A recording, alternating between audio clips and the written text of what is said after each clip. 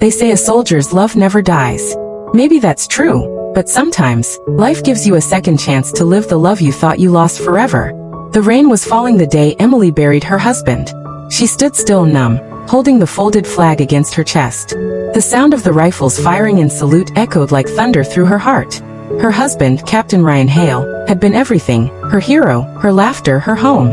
And now, all that remained were folded letters and faded pictures in a box she couldn't bring herself to open. For months, she lived in silence. The house they'd shared felt haunted, not by ghosts but by memories.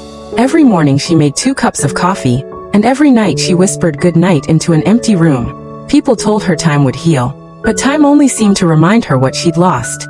Then one day she met Daniel, her late husband's best friend. He came to deliver a letter Ryan had written before his final mission, one that had never reached her. Daniel had been there that day, had seen the things she couldn't bear to imagine. His eyes carried the same sorrow she felt, the same weight. At first, their conversations were short, polite, careful, filled with pauses. But slowly, she began to look forward to them. They would talk about Ryan, about the war, about everything and nothing. Daniel never tried to fix her. He just listened, really listened. One evening, while visiting the memorial wall, she asked quietly, "Do you ever stop missing them?" Daniel smiled sadly. "No," he said, "but you learn to live with the missing." That night she cried, not from pain, but from understanding. She wept for hours. The next morning, she went to Daniel's door, trembling.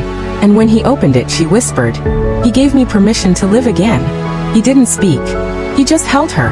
Not as a replacement for the man she lost, but as someone who helped her find herself again.